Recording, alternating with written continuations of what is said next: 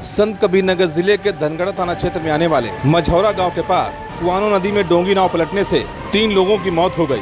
वहीं सूचना के बाद मौके पर पहुंची पुलिस ने गोताखोरों की मदद से तीनों शवों को बाहर निकाला और जरूरी कार्रवाई करते हुए पोस्टमार्टम के लिए भेज दिया।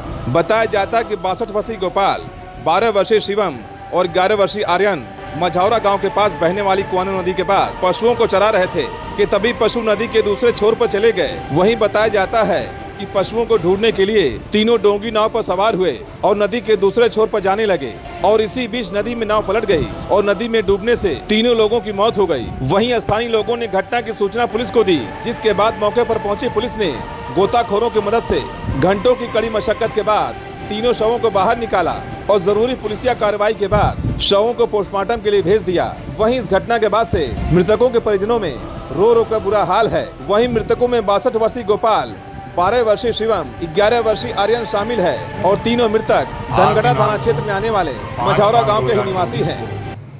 समय 11:30 बजे थाना धनगढ़ पर सूचना मिली कि ग्राम मझौरा के पास कुआनो नदी में 3 बच्चे डूब गए हैं।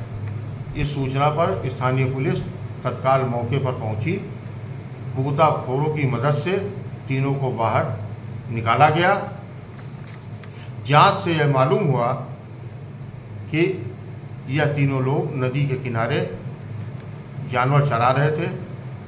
उसमें से कुछ जानवर उस नदी के उस पार चले गए, जिनको तलाशने हुए तीनों व्यक्ति एक छोटी नाव में सवार होकर उस पार जा रहे थे, जो बीच में ही डूब गई। उन मरने वालों में एक गोपाल है जिनकी उम्र 62 वर्ष है, एक शिवम है जिनकी उम्र 12 वर्ष है, एक आर्यन है जिनकी उम्र 11 वर्ष है।